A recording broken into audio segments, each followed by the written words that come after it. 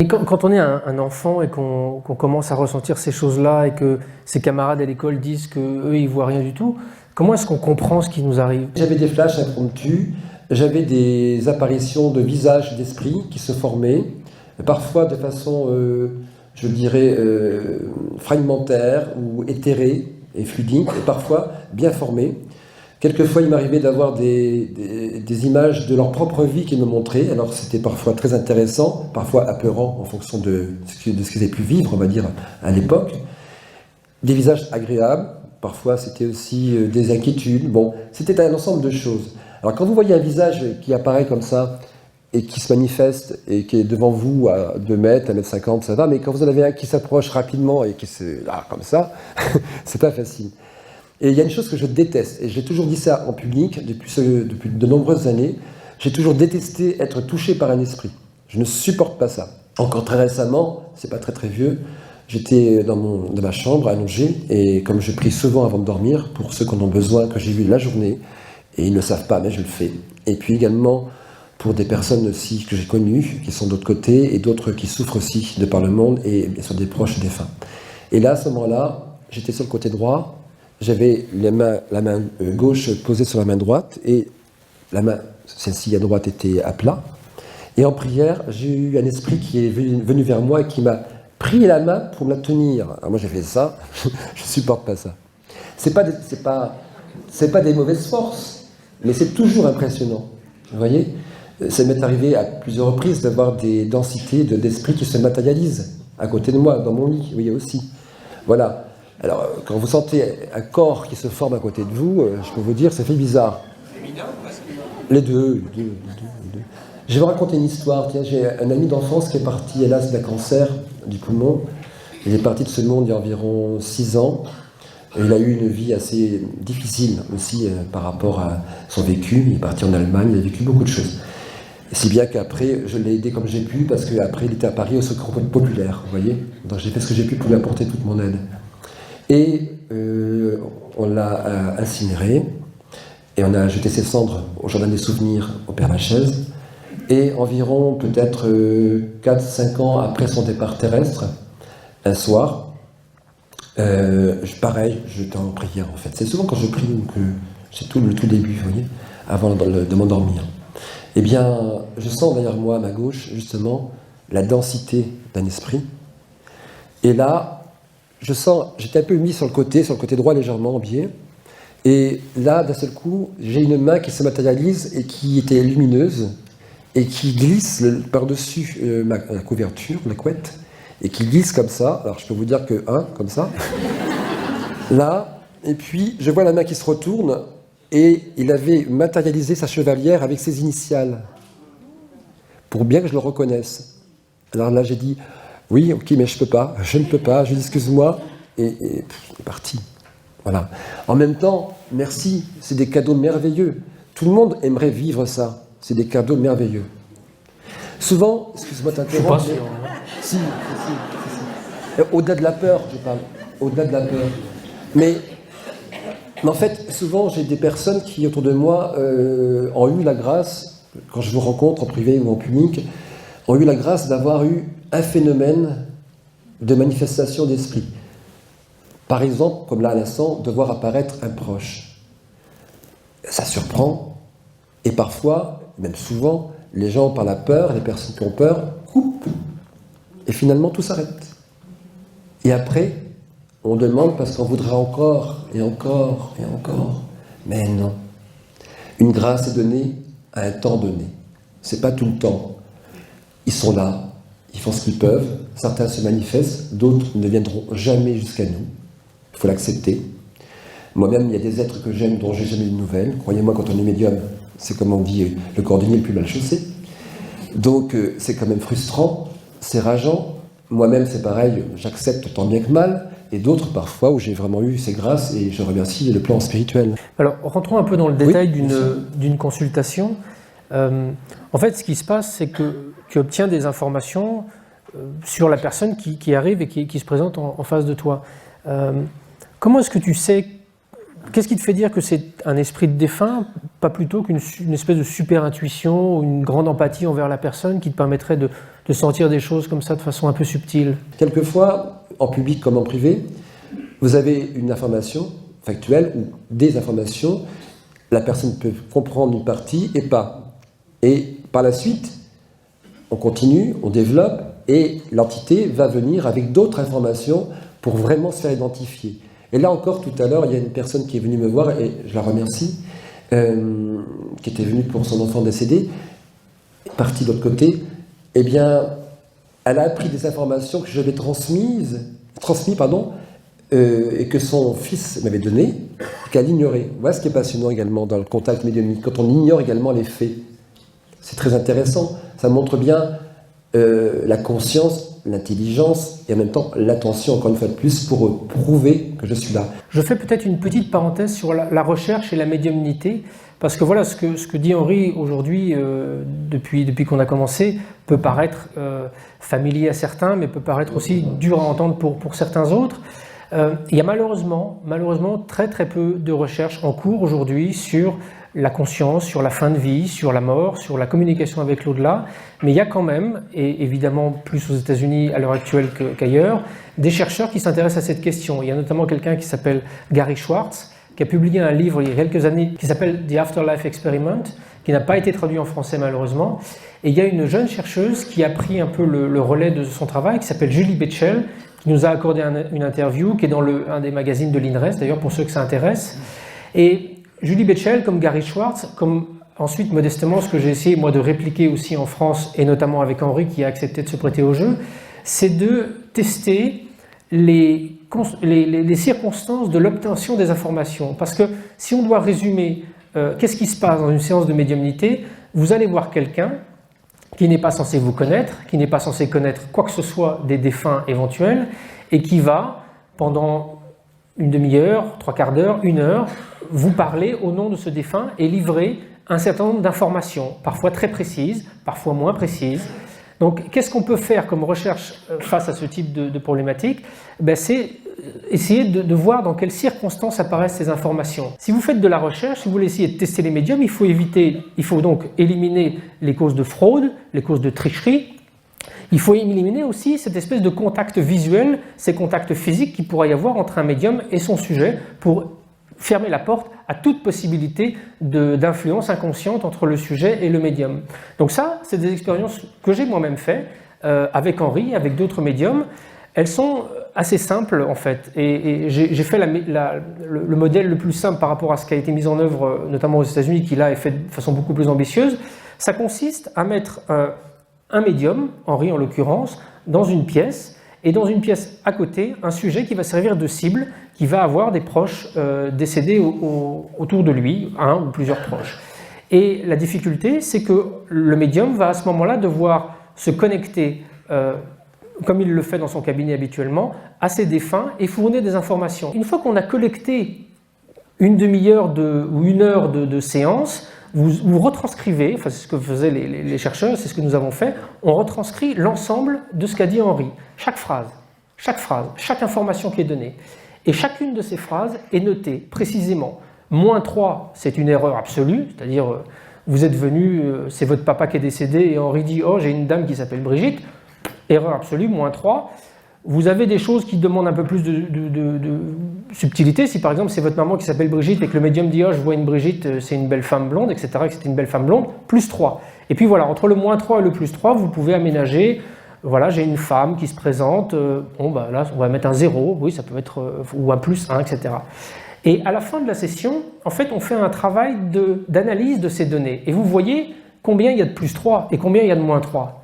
Si vous avez une espèce de chiffre un peu égal, je résume à l'extrême parce que là c'est un vrai travail statistique, un vrai travail de recherche qui est fait. Moi je vous explique la façon dont je l'ai fait de façon un peu plus artisanale, mais c'est quand même, ça reste assez rigoureux, ça permet quand même d'éliminer beaucoup de pistes.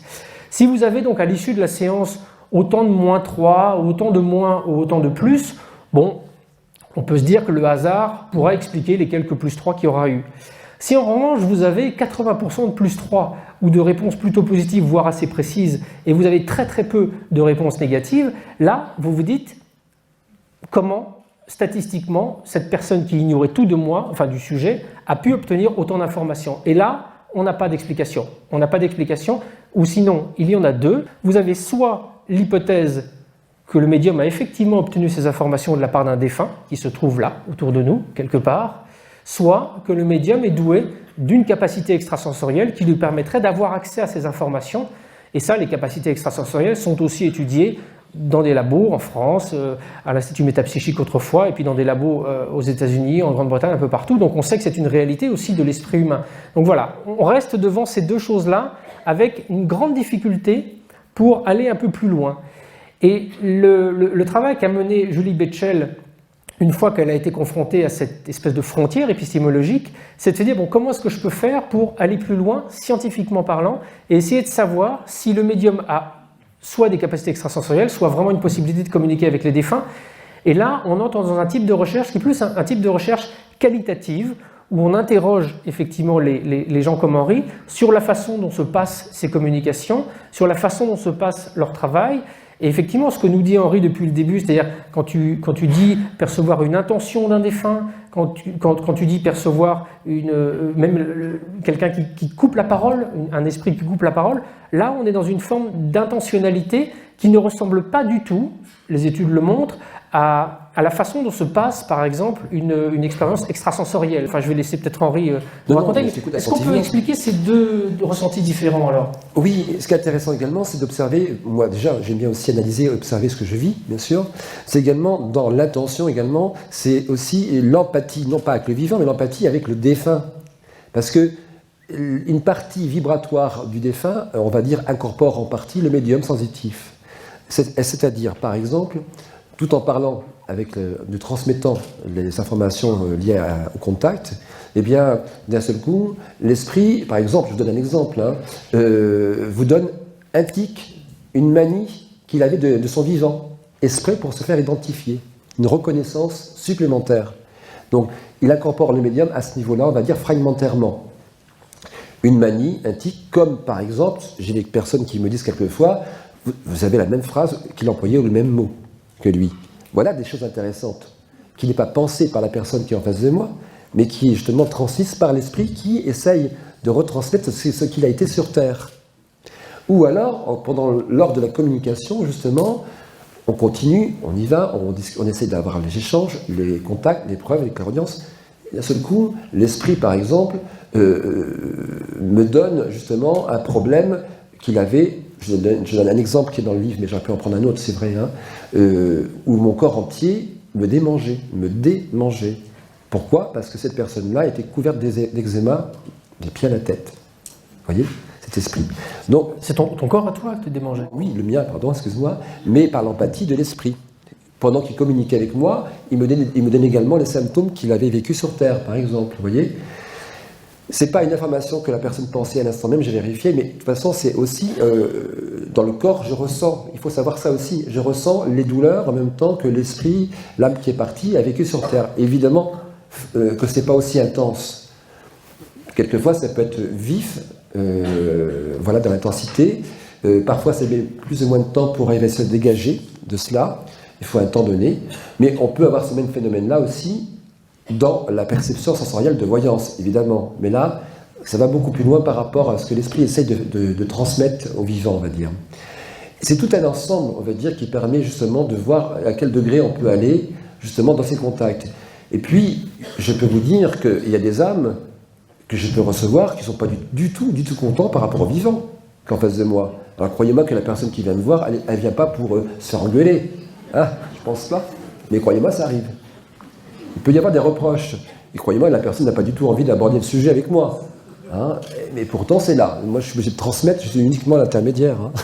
Tu n'as pas un exemple ? Quelqu'un qui, justement, n'a pas accepté, par exemple, le changement de vie total que cette personne a eu après son départ, par exemple, avec des détails très précis. Vous voyez ? Un exemple que je peux vous donner également, mais ça, par contre, c'est assez violent. C'est pas évident, c'est assez violent. Il m'arrive, je l'aborderai tout à l'heure autrement, il m'arrive d'avoir le contact de l'esprit avant que de voir les personnes. Dans la journée que je vais rencontrer soit en privé ou en public. Ils viennent me visiter avant. Oui, donc je suis un peu dérangés bien souvent. Et parce qu'ils veulent passer, vous comprenez, à tout prix. Ça m'est arrivé d'entendre, admettons, en pleine nuit, un esprit me dire « Ah, c'est vous ?» Je comprends tout de suite que c'est vous qui êtes le médium, parce que demain, voilà. Voilà. Ou comme très récemment, vers 6h du matin, c'est pas très vieux, il y a un mois et demi, je pense, et il y a un esprit qui vient vers moi sans que je le voie. Là, je ne l'ai pas vu. Sa densité était assez forte et intense, ça m'a réveillé, je commençais juste à m'endormir, donc du coup ça m'a réveillé. Là j'entends la voix d'un homme jeune qui me dit Valentin, Valentin, 2 fois, puis plus rien. Mais j'ai compris tout de suite même, dans l'instant, qu'en fait, qu'un membre de sa famille, un parent, allait venir forcément dans la journée même. La première personne qui est venue me voir, c'était le papa, dès le matin, à 10h du matin, et c'était Valentin. Vous voyez? Ils viennent comme ça, donc là, ce n'est pas le contact avec la personne en face de moi, c'est pas la télépathie, oui, ça n'a rien à voir, puisqu'ils viennent justement parce qu'ils sont impatients eux-mêmes de communiquer. Et là, tout à l'heure, j'expliquais une chose que je n'ai pas commencé à développer, je me rappelle un fait assez important et difficile, où une personne était venue me voir, et quand je lui ai demandé et prié qu'elle s'assoie devant moi, devant mon bureau, et puis j'ai même pas le temps de tirer mon fauteuil pour m'asseoir, que d'un seul coup j'ai eu un esprit, par la densité, qui m'a presque, on peut dire, bousculé, à ma gauche, et d'une colère. Je ne sais même pas si la dame venait pour un contact avec un défunt ou pour une voyance, c'est pour vous dire. M'a bousculé vraiment très violemment, et j'ai vu sa main un peu densifiée, matérialisée, qui a cogné sur le bureau de colère, comme ça. Alors je dis, ça commence bien déjà. Voilà. J'ai dit, madame, vous venez pour un monsieur qui est décédé. Et j'ai cru comprendre tout de suite, assez rapidement, que c'était pour son époux, avant qu'elle me donne la photo. Effectivement, c'était pour son époux, qui était parti de ce monde à peu près, je dirais 5 mois, c'était pas très ancien. Et puis, je continue dans l'énergie pour recevoir le contact, mais la colère était tellement forte. Cette âme partie me montre des scènes de lui-même, les pieds sur la table de salon, les canettes de bière partout, alcoolisées. Il me montre toutes les scènes de violence qu'il avait pu avoir envers sa femme, ses enfants, les coups frappés malheureusement. Et en fait, il me montre son départ terrestre à cause de l'alcool en voiture, mort brutalement. Et il en voulait à son épouse d'être restée en ce monde parce que du temps de son vivant, elle avait démarché pour le divorce, il avait reçu les papiers, donc il était devenu encore plus agressif. Et le jour de l'événement, quand il est parti, il était d'une colère monumentale à cause de ça aussi. Vous voyez, il n'acceptait pas que sa femme reste dans ce monde des vivants et qu'elle se sépare de lui. C'est lui qui est parti. D'où l'importance, que l'on soit croyant ou pas croyant, mais je le dis souvent, d'avoir des pensées spirituelles, d'amour et de prier pour les âmes, c'est important. Il faut toujours, d'abord, savoir se canaliser, analyser ce qu'on reçoit, ce qui n'est pas le plus facile. Il y a des moments où je suis en contact et croyez-moi, suivant l'importance du contact et suivant ce que je peux percevoir, par moments, je n'ai pas trop envie de revenir à la réalité avec la personne devant moi, surtout en privé, en public, moi, mais parce que parfois je suis transporté, on va dire, en partie. Et je ne peux pas toujours décrire ce que je perçois non plus, parce que c'est vraiment...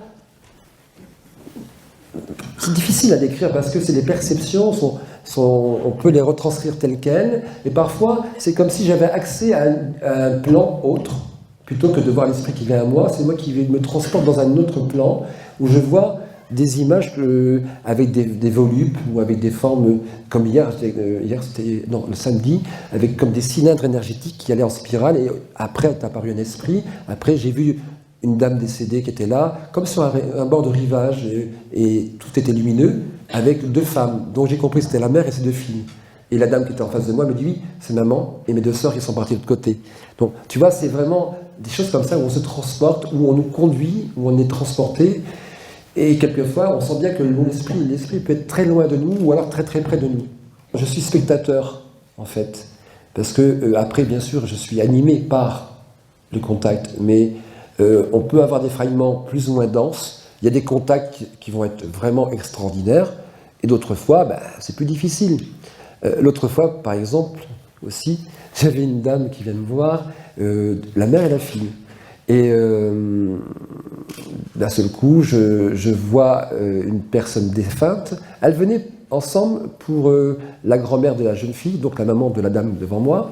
Et je vois, après le contact, effectivement, j'ai cette dame qu'ils attendaient, décédée. Et je vois arriver une autre dame à côté qui s'approche. Et puis, j'étais un peu étonné. Je vois apparaître sur son épaule un corbeau. Et j'entends à l'esprit me dire « Je n'ai plus peur, je n'ai plus peur ». Ça disparaît, plus rien.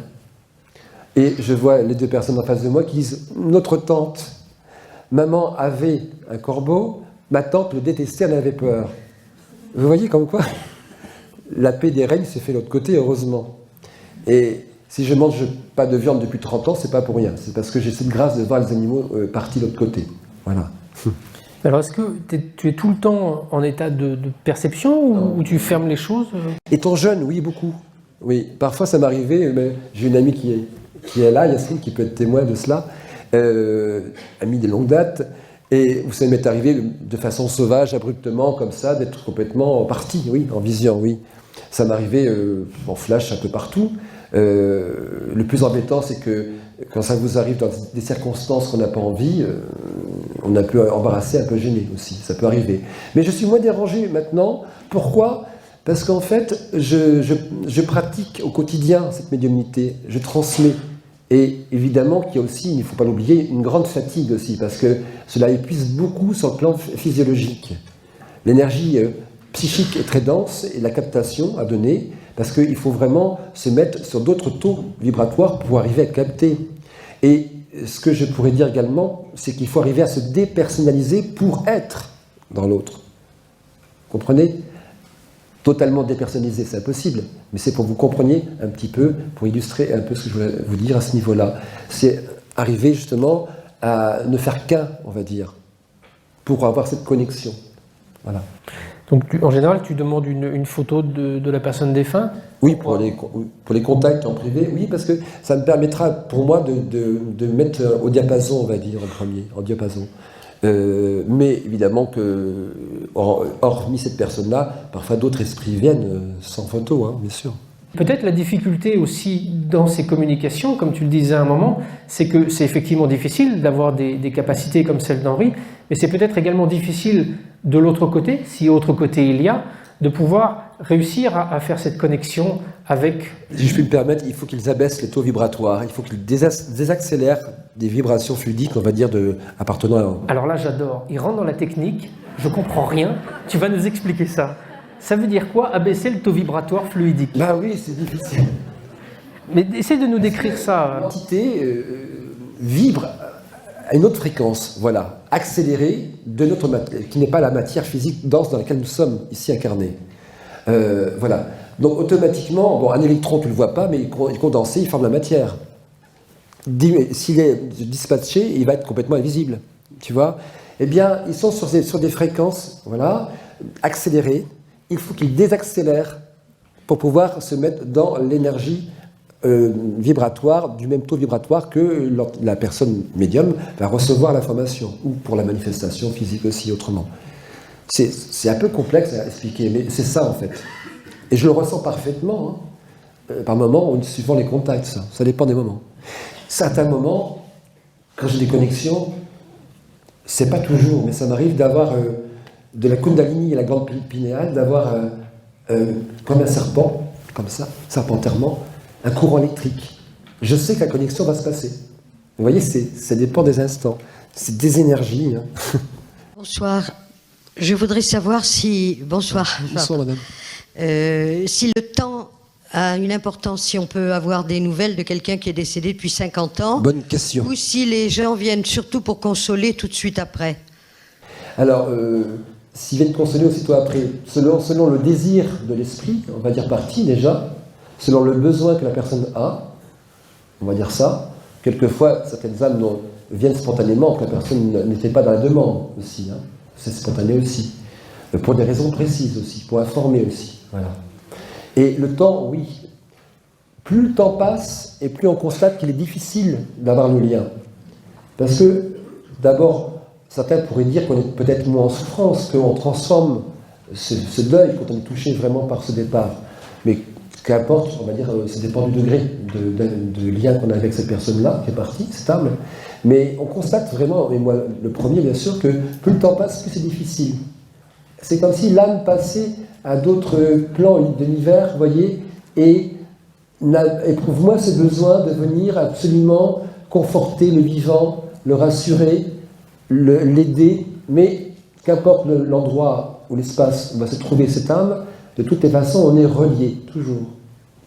Et on voit très nettement, et moi je l'ai vu aussi, hein, que des âmes parties depuis, justement, par exemple 50 ans, peuvent d'un seul coup se manifester. Mais, courtement, à un temps donné, et après plus rien. Ou alors, jamais. Comment vous protégez de ça et comment vous gérez ça?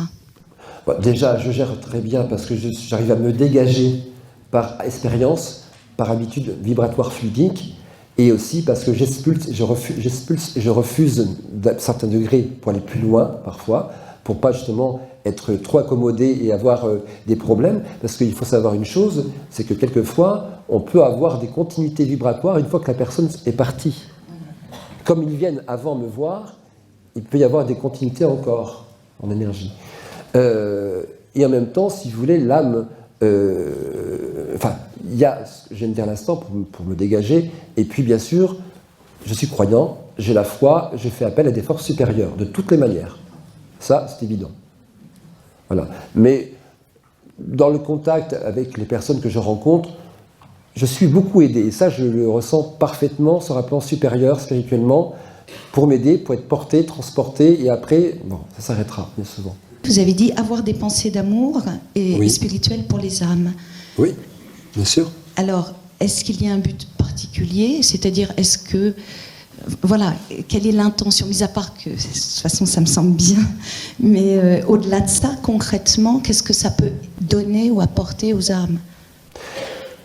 Dans l'ouvrage, je parle justement des âmes qui sont parfois... qui ont du mal à se dégager de certaines choses de la matière, si vous voulez. Qui ont du mal à se pardonner à eux-mêmes aussi certaines attitudes qu'ils ont pu avoir. Donc c'est important d'avoir, quand il y a encore des gens vivants qui pensent à eux sur Terre, c'est bien justement de les nourrir d'une pensée créatrice et positive. Est-ce que ces âmes vous donnent des informations sur comment elles vivent dans l'au-delà? Alors, moi je suis ce qu'on appelle un médium à reconnaissance. Voilà. Si vous avez étudié un peu la médiumnité, et si vous ne l'avez pas fait, je vous conseille vivement, il y a différentes formes de médiumnité. Il y a des médiums psychographes, écrivains, incorporation, parlant des langues étrangères, d'autres qui vont être dans... Enfin, il y a tellement de choses à dire dans ce domaine-là, mais qui vont jouer de la musique, vous voyez, qui vont dessiner, qui vont... Voilà. Bon, moi, j'ai la captation des âmes à travers la reconnaissance d'eux-mêmes, de ce qu'ils étaient sur Terre, pour qu'on puisse bien les identifier avec des messages. Je n'ai pas accès, ou très peu, à ce qu'ils sont de l'autre côté, ce qu'ils vivent, vous comprenez? Parfois, par contre, le cadeau que je peux avoir, c'est quand je les vois dans leur radiance et leur lumière. Alors ça, c'est très net. Et ça, c'est un plaisir de voir apparaître l'esprit avec une radiance lumineuse. Et je n'ai pas envie de revenir après et de parler à la personne qui est en face de moi, à la limite. Mais je suis obligé quand même de continuer le contact entre le vivant et le défunt.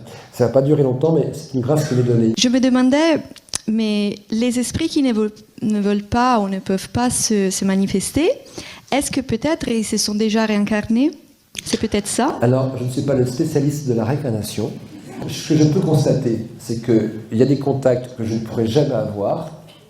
Et ça, c'est comme ça. Je n'ai pas accès à l'information de savoir si c'est une vie antérieure. Maintenant, je suis extrêmement prudent, pour ceux qui me connaissent, sur ces questions-là. Pour résumer ma façon de voir, je pense qu'on est un peu réducteur quand on parle de thèse réincarnationniste en pensant systématiquement à cette vie incarnée ici. Sachant que sur d'autres plans, et par expérience, je ne suis pas le seul dans ce monde, il y a d'autres plans, d'autres vibrations, d'autres plans d'évolution, d'incarnation de l'autre côté, entre guillemets. Vous voyez, on voit d'une façon un peu horizontale les choses et non pas assez verticale, vous comprenez? Et souvent, je le dis également dans la perception sensorielle, je qualifie de perception horizontale tout ce qui est phénomène psy, c'est-à-dire télépathie, psychométrie, etc. Vous voyez, donc ces capacités-là, phénomène PK, etc. Et parapsychologie, entre guillemets, spirituelle, ce qui viendra du vertical, entre guillemets aussi, parenthèse, c'est-à-dire que là, on va dans le contact de la conscience évolutive et spirituelle, de l'autre côté, mais les deux peuvent s'interpénétrer, c'est-à-dire du spirituel vers la matière horizontale, c'est-à-dire un phénomène aussi psychique et capacité. Peut s'imbriquer, bien sûr, forcément. Quand on va dans l'étude, par exemple, pour ceux qui ont lu du kardécisme d'Alan Kardec, vous verrez sur le fronton marqué « naître et renaître et mourir sans cesse, telle est la loi, pardon. Donc, plusieurs vies, milliers de vies. Pourquoi pas? Je ne dis pas le contraire, hein. Il est certain qu'on a une progression au niveau de l'âme à faire, ça c'est évident, ça de toute façon c'est une constance. Hein. Mais vous allez dans le bouddhisme, l'hindouisme, vous allez trouver d'autres choses, cette vie. On peut arrêter, donc par le dharma, on va dire, stopper à un moment donné, suivant l'évolution.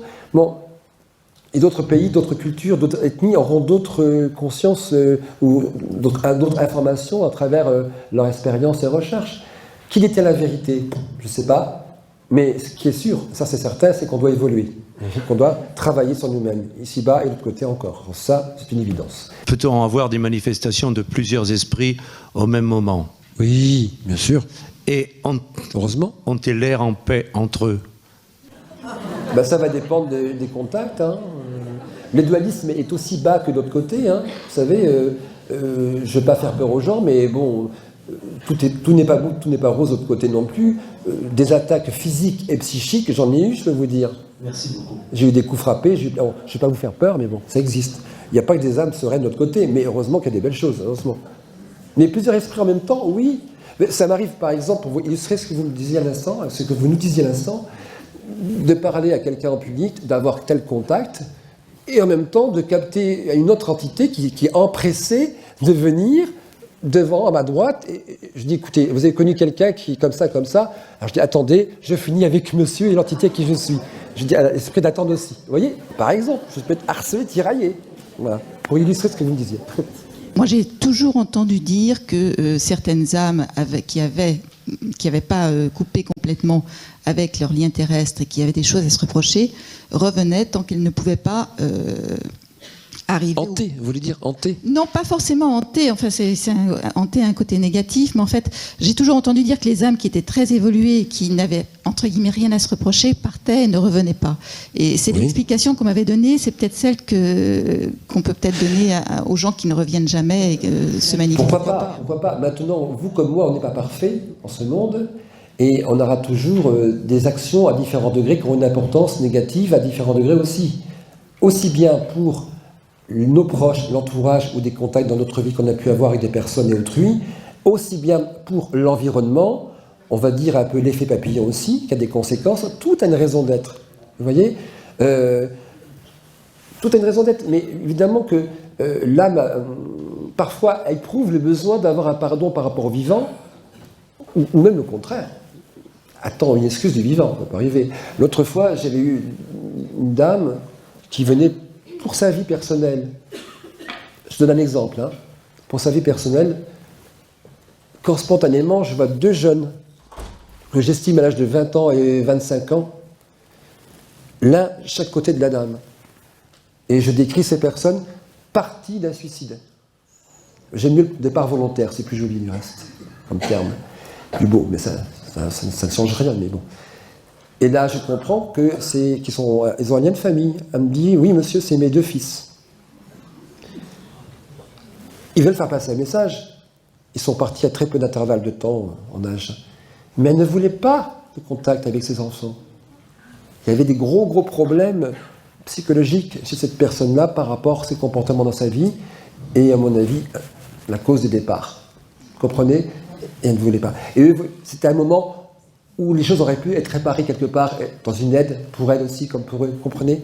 Il y a plein de choses à dire, mais c'est ça aussi. Mais à l'inverse, le fait de vouloir ramener, enfin, d'avoir un contact avec quelqu'un de parti, absolument, c'est peut-être pas une bonne chose pour cette âme non plus. C'est peut-être pas une bonne idée. De chercher le contact, vous voulez dire? Chercher absolument le contact quand une âme n'arrive pas. Je dis souvent aux personnes de ne pas forcer tout le temps. Par exemple, il y a des personnes qui viennent en public me voir et qui vont me suivre, par exemple, ou un autre collègue ou moi, et qui n'auront jamais de message de leur défunt. J'en ai parlé tout à l'heure, mais je leur dis souvent, vous vous nourrissez également des expériences des autres en écoutant. Vous vous abreuvez en même temps. Ça aide aussi à fortifier notre conviction, notre amour, notre ressenti. Et en même temps, on apprend à travers l'autre, à travers l'histoire de l'autre et à travers ces contacts parfois qui sont émouvants et magiques, croyez-moi, dans ce qu'on peut vivre des fois aussi en public quand ça arrive. Et parfois l'esprit va venir et pourra venir à donner un message, parfois pas du tout. Enfin, c'est comme ça, mais on ne peut pas avoir qui on veut et comme on veut. Je voulais simplement, vous l'avez juste évoqué, vous ne l'avez pas traité, quel travail vous faites sur vous? Je vous ai entendu dire qu'on peut travailler pour améliorer ce don, pour améliorer cette...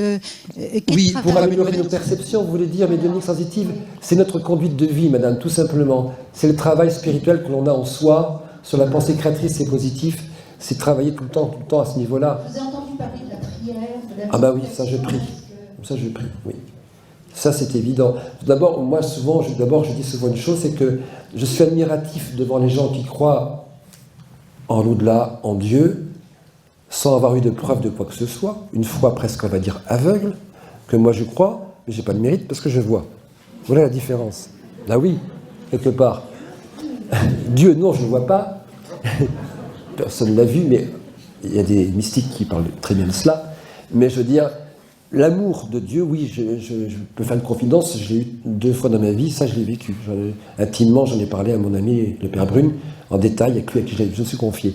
Oui, mais ce qui compte, c'est de ce travail que l'on peut faire tout à chacun, sans parler de médiumnité, de dons à développer. C'est le travail de tout être humain dans l'évolution d'arriver à cela. De toujours travailler sur nous-mêmes, c'est une évidence totale. Et c'est comme ça que le monde ira mieux déjà, et que nous irons mieux avec nous-mêmes déjà, et dans le rapport avec autrui. Vous voyez ?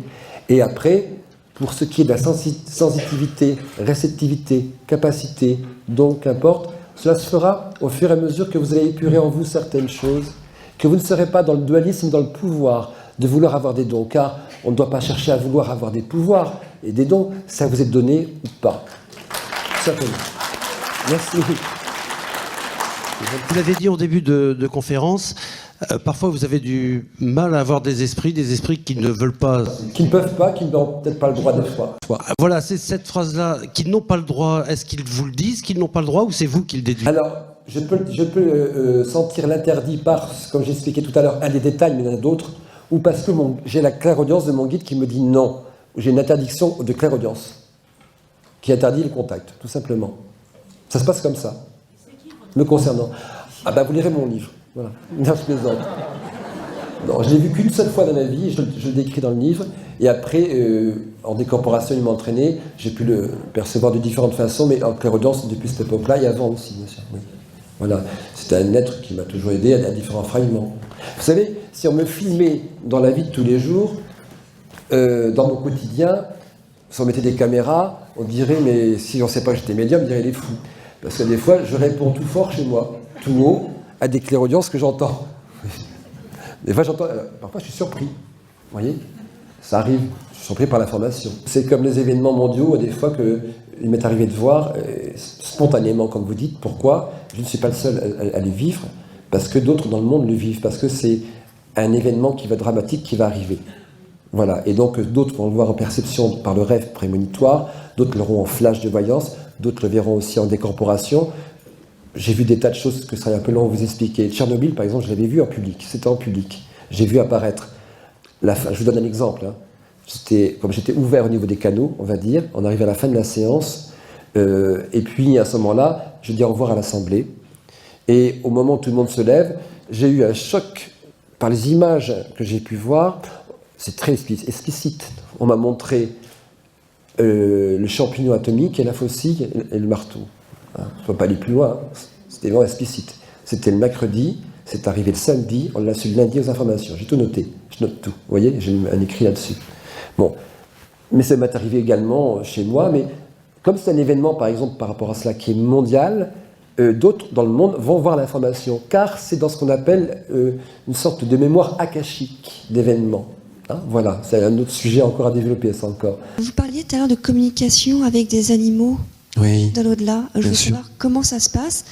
Est-ce qu'ils peuvent transmettre des informations, des messages, comme un être humain pourrait le faire quand il est de l'autre côté ? Alors, moi, je n'ai pas ce contact-là. Enfin, comment vous expliquer? Je les vois apparaître, je parle dans le livre justement de certaines histoires, j'en ai plein que j'en ai vécu, bien sûr. Je parle où je vois les esprits apparaître, comme j'ai vu un jour, un exemple, en public, une personne devant, je vois un chat de telle couleur, bien précisément, devant la personne, qui venait, il m'envoyait une injonction télépathique, qui m'envoyait un message pour son congénère, avec qui il avait vécu pendant tant et tant d'années, donc encore avec sa maîtresse, voilà, sur Terre, qui venait parce qu'il me faisait comprendre en télépathie, comme quoi son congénère avait un problème de santé particulier, qu'on ne trouvait pas, et qu'il fallait être patient par rapport au médical à tel endroit. Mais ça s'est passé tel quel, il avait vraiment un problème médical qu'on ne trouvait pas. Et ça s'est passé comme ça, voilà. Mais, bon ça arrive rarement, mais l'attention, vous voyez par exemple, c'est pas très loin en arrière aussi, je vois un monsieur qui vient me voir, pas du tout pour des esprits et des contacts de défunts. Et je vois sur son épaule, ici, apparaître tout doucement un chien que j'ai vu couleur feu, les oreilles tombantes, le poil ras, vous voyez, me regardant tristement, et regardant son maître avec la tête, visage, enfin la gueule triste. J'ai compris que cet animal, ce chien a souffert par son maître. Je l'ai dit à ce monsieur, j'ai dit, monsieur, vous avez fait souffrir un animal, ça a des conséquences pour vous, forcément, tôt ou tard. Et ce monsieur me regarde, il me dit, je le détestais, je le rouais de coups de pied, qu'il me disait. Je dis, monsieur, j'ai la permission de le voir, à vous de faire le travail sur vous-même. Tôt ou tard, ça a des conséquences spirituellement. Les animaux ont une âme, oui, bien sûr. Parce que vit Henri, il le déclenche sur commande, il peut le maîtriser, mais chacun d'entre nous pouvons être témoins aussi de ce type d'expérience. C'est un sujet qu'on a détaillé grandement dans le manuel clinique des expériences extraordinaires, parce que c'est quelque chose qui arrive, voilà, je crois, suivant les études, entre 50 et 80% des gens qui ont un proche ou quelqu'un qui décède dans leur entourage vont avoir ce qu'on appelle un signe. Ça peut être plus ou moins... Croyant et incroyant. Croyant et incroyant. Croyant et incroyant, quel que soit le système de pensée de la personne. Donc voilà, c'est quelque chose qui peut aussi, voilà, ce que vit Henri et ce que maîtrise Henri, est aussi quelque chose qui peut se présenter spontanément dans la vie de tout un chacun et qui peut aussi avoir une incidence importante sur le deuil.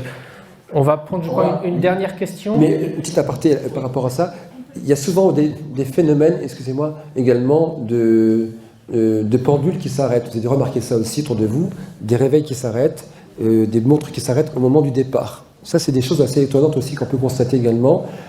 Des manifestations, des fois, avec des parfums aussi. Le parfum qui était lié, donc porter le défunt, par exemple, ou une odeur corporelle, par exemple. Voilà, des petites choses comme ça qui sont assez étonnantes à constater aussi. Oui, une dernière question. Bonsoir. Dans les cas de phénomènes dits de hantise, de lieux, de maisons, oui. Est-ce que, je ne veux pas mettre tant sur la hantise... Petite et grande hantise, et les deux, oui. Voilà. Est-ce que vous pensez que parfois, il est possible que vraiment, il y ait des entités, des personnes défuntes, qui soient responsables de ça parce qu'elles ont besoin de se manifester d'une certaine façon? Il y a le phénomène de poltergeist, entre guillemets, par exemple, dans les manifestations, qui sont liées aux vivants. Un adolescent, quelqu'un de perturbé, ça on le sait très très bien. Bon, voilà. Mais après, moi étant jeune, j'ai eu des phénomènes aussi, des personnes d'objets, j'ai eu des choses différentes. Mais après, il y a des âmes qui ne sont pas dégagées, justement, et qui peuvent créer des phénomènes physiques, bien sûr, dans un endroit, dans un lieu, c'est évident. C'est évident. Ah bah oui, il y a quand même des cas très intéressants dans ce domaine-là. Donc c'est une volonté de leur part? Alors, volonté, jusqu'à quel degré, je ne sais pas. Est-ce que c'est un moyen à tout prix de vouloir embêter et nuire ou un moyen d'expression? Je ne sais pas quoi dire. Je ne suis pas spécialiste dans ce domaine-là. Je n'ai pas mené des études. Maintenant, on sait très bien qu'il y a les deux champs de l'être humain qui est capable de créer des choses et puis aussi ce qui vient de l'esprit qui peut en créer d'autres. Tout simplement. Enfin, tout simplement, non, mais c'est les deux pans. Je rajouterai un petit quelque chose parce qu'on a fait intervenir et on est intervenu sur certains cas de maisons dites hantées. Au-delà de la réalité qui, pour moi, on ne peut pas trancher sur la réalité de ce qu'on observe, il y a quelque chose qui m'a vraiment frappé, c'est le ressenti des médiums avec qui j'étais intervenu sur certaines maisons où on était confronté à des phénomènes terrifiants. En fait, ce qui crée ces manifestations, ce qui crée ces troubles, disait-il, n'était pas la présence d'un démon ou d'un truc qu'on verrait dans un film, mais la présence de quelqu'un coincé dans un scénario émotionnel, une entité, hein, j'entends, coincé dans un scénario, parfois depuis des siècles et des siècles. Et ça, c'est quelque chose qui m'a plus que troublé, parce que je l'ai retrouvé précisément dans le livre des morts tibétains, par exemple dans le Bardo, qui propose une psychologie de l'après-vie assez intéressante et assez troublante. Et ce que les guérisseurs me décrivaient, c'était des gens qui étaient morts dans des circonstances parfois dramatiques, parfois très complexes, parfois dans lesquelles ils n'avaient pas eu l'occasion de s'apercevoir ce qui s'était vraiment produit, et ils vivaient dans cet état de menace perpétuelle. C'est un sujet très complexe. Hein. Sujet parce que je fais allusion également dans l'ouvrage également d'un phénomène que j'ai eu étant tout jeune, c'est-à-dire où j'ai commencé à voir l'apparition de quelqu'un qui s'était pendu dans la maison à un endroit très précis en fait. Et pendant des années, alors je dormais avec une couverture sur la tête, avec un petit trou pour regarder tellement j'avais peur. Mais à force de dire aux parents ce genre de phénomène que je voyais, mes parents ont pris des renseignements et ont appris que c'était en fait l'ancien propriétaire qui s'est pendu dans cette maison, à cet endroit très précis. Mais ce n'est pas... Et après, j'ai compris autre chose avec le temps et les années et mes recherches aussi. Je n'avais jamais eu de clairaudience, je n'ai jamais vu l'esprit bouger à côté. C'était une image fixe dans un espace-temps précis. C'est ce qu'on appelle la mémoire d'un lieu, une coque, on va dire, énergétique qui reste figée, par exemple. Voilà. C'est une mémoire d'un lieu. Voilà. C'est comme ça que mes sens se sont éveillés aussi, et puis après les entités, mais après il y a des contacts ou pas. Hein. Voilà.